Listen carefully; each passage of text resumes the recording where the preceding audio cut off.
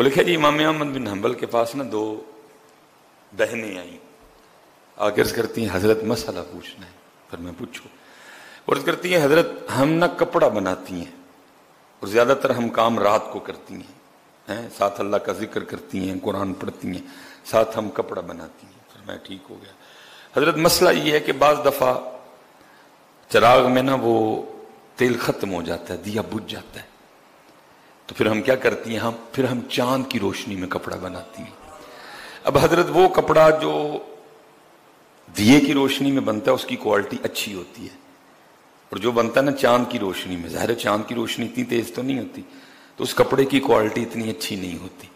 تو مسئلہ یہ پوچھنا تھا کہ جب بازار کپڑا بیچنے جائیں تو بتا کے بیچا کریں، یہ دیے کی روشنی میں بنا ہے، یہ چاند کی روشنی میں بنا ہے۔ امام صاحب حیران ہو گئے۔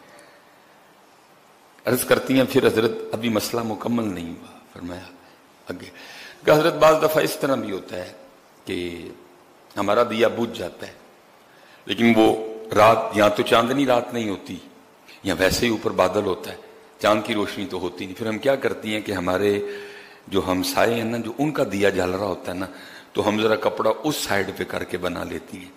تو مسئلہ یہ پوچھنا تھا، کیونکہ وہ دیا انہوں نے ہمارے لیے تو نہیں جلایا، وہ دیا تو انہوں نے اپنے لیے جلایا، لیکن استعمال ہم بھی کر لیتی ہیں، تو آیا یہ چوری میں شمار تو نہیں ہوگا؟ امام صاحب رو پڑے، او قربان جاؤں، اتنا تقویٰ۔ امام صاحب رو پڑے، اتنا تقویٰ۔ آپ نے پوچھا کتوں آئی ہوں، کس گھر سے آئی ہو تم، اتنا تقویٰ کتوں آئی ہوں تسی؟ وہ بچیاں آگے سے کہتی ہیں ہم اللہ کے ولی حضرت بشر حافی کی بہنیں ہیں۔ آپ نے فرمایا جب تو نے مسئلہ پوچھا تھا میں تب بھی سمجھ گیا یہ کسی عام گھر سے ہو بھی نہیں سکتی حضرت۔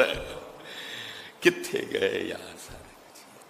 اور یاد رکھنا پتر، اسپیشلی نوجوان بیٹھے ہو، پتر اللہ کی مدد تب بھی آئے گی جب تقویٰ آئے گا۔ جتنی دیر تک ہم نے کم تولنا، دھوکہ دینا، فراڈ کرنا نہ چھوڑا، اللہ کی مدد نہیں آئے گی۔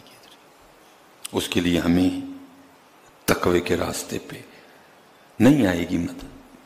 وَعْلَمُوا، اور جان لو، ان اللہ مع المتقین، اللہ تقوی اختیار کرنے والوں کے ساتھ ہے۔